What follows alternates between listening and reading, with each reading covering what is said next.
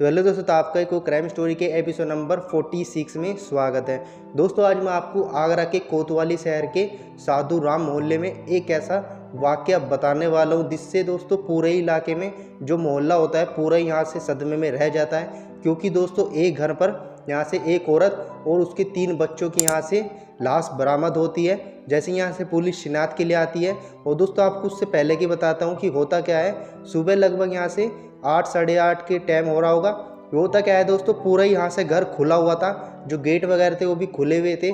पर किसी को भी यहाँ से नहीं पता था कि जो गेट खुले हुए हैं उसके अंदर का राज क्या है और यहाँ से गेट क्यों खुले हुए हैं उसके अंदर। क्योंकि जब वो ऐसे गेट खुला तो यहाँ से कमरे में लगभग यहाँ से 4 शव ऐसे पड़े हुए थे। किसी को भी नहीं पता था कि घर में क्या हुआ है और क्या नहीं हुआ है। तो ऐसे ही लगभग यहाँ से 2 से 4 घंटे ऐसे ही बीत जाते हैं। जो उसके पड़ोस में एक यहाँ से उसकी रिश्तेदार रहती थी, जैसे यहाँ से कुछ सामान लेने के लिए उसके घर पे गई। घर पे जाने के बाद दोस्तों उन्होंने देखा कि यार ये गेट बहुत ही देर से खुला हुआ है, लगभग 3 से 3 घंटे हो चुके हैं। वो अंदर जाती है। अंदर जाने के बाद जैसे ही कमरे में पहुँचती है तो दोस्तों उसके पैरों तले ज़मीन खिसक जाती है। क्योंकि उसके सामने यानी कि उसकी आंखों के सामने खून से लथपथ यहाँ से लगभग 4 शव ऐसे पड़े हुए हैं। यहाँ तक कि दोस्तों उसमें एक तो मतलब औरत होगी, उसके 3 बच्चे हो गए। जो बच्चे होते हैं उनकी भी आयु लगभग 12 से यहाँ से 15 के बीच में ही थी। और दोस्तों ये सब देखने के बाद जो रिश्तेदार होती है बहुत ही तेज चिल्ला पड़ती है। जो आस पड़ोस के लोग होते हैं वो भी आ जाते हैं कि भाई क्या हुआ।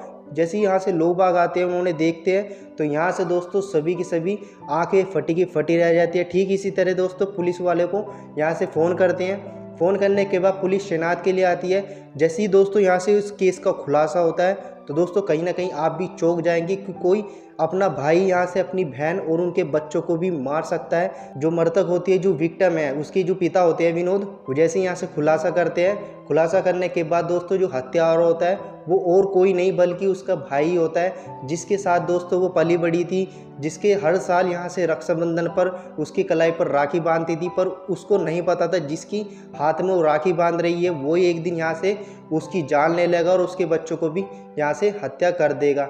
दोस्तों इसकी पीछे की कहानी आपको मैं बताने वाला हूँ और फुल डिटेल में बताऊंगा ये केस कैसे स्टार्ट हुआ और जो एक भाई होता है अपनी बहन के बच्चों को और अपनी बहन को क्यों मार देता है। क्योंकि यार बहुत ही बड़ा रीज़न होगा, क्योंकि अपनी बहन को मारना और उनके बच्चों को मारना यार एक छोटा मोटा रीज़न तो नहीं हो सकता। वही आज आपको मैं इस केस के पीछे की डार्क स्टोरी की डार्क रियलिटी बताने वाला हूँ। तो दोस्तों वीडियो को स्टार्ट करते हैं। इस केस की शुरुआत होती है आगरा के साधुराम मोहल्ले से। साधुराम मोहल्ले में दोस्तों जो विक्टिम होती है, जिसके साथ ये यहाँ से दुष्कर्म हुआ है, जिसकी हत्या हुई है, उसका नाम दोस्तों रेखा बताया जा रहा है। जो रेखा होती है अपने 3 बच्चों के साथ रहती थी। जो उसके मतलब जो उसका हस्बैंड होता है उसके लगभग यहाँ से 2 साल पहले डिवोर्स हो गया था। क्योंकि यहाँ से उसके कुछ मतलब पर्सनल प्रॉब्लम थी, तो उसके कारण उसने उसको डिवोर्स दे दिया था। तो वो सिर्फ अपने 3 बच्चों के साथ रहती थी। बच्चों के साथ रहने के बाद दोस्तों अब पीछे थोड़ा और बैक स्टोरी में चलते हैं। जो उसके पिता होते हैं, जो रेखा होती है उसके पिता विनोद, वो छत्तीसगढ़ में रहते थे। जो छत्तीसगढ़ में रहने के बाद जो उसका लालन पोषण होता है वो यहाँ से उसके चाचा करते हैं। जो रेखा होती है उसका लालन पोषण उसके चाचा करते हैं। जो चाचा होते हैं वो थोड़ा यहाँ से आगरा के आसपास ही रहते थे। तो उन्होंने उसकी शादी होती है, वो यहाँ से शादी एक लड़के के साथ करवा देती है, जिससे उसकी यहाँ से नहीं बनती। तो वो क्या करती है 4-5 साल बाद ही उसको यहाँ से डिवोर्स देती है। डिवोर्स होने के बाद दोस्तों उससे उसके 3 बच्चे थे, एक लड़की होगी और 2 लड़के हो गए। तो वो उनका मतलब अच्छे से ख्याल रखती है, उसकी पापा की भी कमी पूरी नहीं होने देती। तो यहाँ से अच्छा खासा चल ही रहा था। इसी बीच में दोस्तों जब छोटे से थे में रेखा होती है, जो वो छोटी सी थी, तो यहाँ से उसकी मुलाकात यहाँ से एक दूर का लड़का होता है जो उसकी विनोद होता है। उसने जब खुलासा किया तो जो लड़का होता है जिसने इस हत्या को अंजाम दिया वो दूर की बुआ का लड़का होता है, जो आसपास ही रहते थे। तो यहाँ से बोलचाल अच्छी होती थी, साथ में खेलते थे जब छोटे छोटे से। खेलने के बाद दोस्तों जैसी रक्षाबंधन वगैरह भी आती थी तो उसकी कलाई पर हर साल वो राखी भी बांधती थी। पर जैसे ही दोस्तों ये बड़े होते चले जाते हैं, ठीक उनकी उम्र भी बड़ी होती चली जाती है। उसके यहाँ से रेखा के 3 बच्चे हो चुके थे। जो रेखा होती है अपने पति को डिवोर्स देने के बाद भी जो यहाँ से हत्यारा है संतोष, उसको यहाँ से अपने घर में आना जाना मतलब वो अलाउ करती है, वो आता जाता रहता है उसके घर में। तो दोस्तों होता क्या है कि यहाँ से कुछ आर्थिक रंजिश होती है जो कभी बचपने में वो लेके बैठा था। ठीक उसी तरह दोस्तों लगभग 22 जुलाई का टाइम था और रात को लगभग यहाँ से 8 साढ़े 8 बजे का टाइम था। तो वो क्या करता है दोस्तों, अचानक से उसके घर में आता है। उसको मतलब उसके घर में आना जाना तो हो ही रहा था, तो वो इतना भी हैरान नहीं होती। वो अचानक से हैरान इस बात को होती है कि रात के लगभग यहाँ से 8 साढ़े 8 हो रहे थे, वो अचानक उसके घर पे आता है। आने के बाद दोस्तों संतोष उसके घर में भी प्रवेश कर जाता है और रेखा होती है उसको बुला भी लेती है। ठीक इस तरीके से जो बच्चे होते हैं मामा मामा करके उसके पास चले जाते हैं और कमरे में बहुत देर तक वे खेलते रहते हैं। इस तरीके से दोस्तों उनके बीच में एक ऐसा हथियार आता, उनको नहीं पता था कि जो उनके घर में रात को आए वो इनकी जान ले लेगा और सुबह उनकी रात काली कर देगा।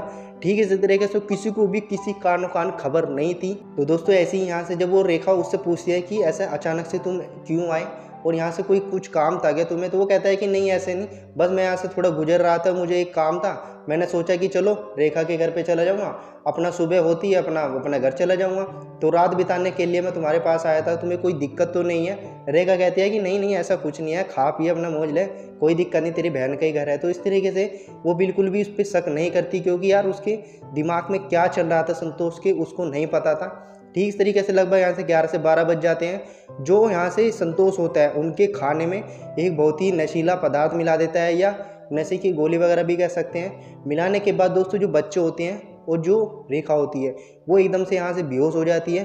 बेहोश होने के बाद दोस्तों जो संतोष होता है अपने दोस्त को बुलाता है। दोस्त को बुलाने के बाद दोस्तों ये सारा का सारा षड्यंत्र जो भी हत्याकांड होता है वो सारा रचता है और तीनों की और चारों की यहाँ से हत्या कर देता है। दोस्तों 3 तो बच्चे हो गए और उनकी माँ होगी, 4 दोस्तों यहाँ से सब को बहुत ही दर्दनाक तरीके से उनकी हत्या कर देता है। तो हत्या करने के बाद लगभग 2 से 3 घंटे तक उसी घर में रहते हैं। जैसे ही लगभग 4 साढ़े 4 हो जाते हैं सुबह के, तो वो गेट खोलकर यहाँ से फरार हो जाते हैं। फरार होने के बाद दोस्तों अगले दिन जैसे ही 23 जुलाई होता है, लोग बाग कोई भी पता नहीं था क्योंकि इस घर में क्या हो रहा है क्या नहीं हो रहा है। और आपको बताते जो रेखा होता है उसकी बिहेवियर ऐसा था कि वो किससे भी ज़्यादा बोलचाल नहीं करती थी, सिर्फ अपने काम से काम रखती थी, अपना गेट भी बंद कर रखती थी, किसी के भी आती जाती नहीं थी। तो यहाँ से इस तरीके से उसका बिहेवियर था।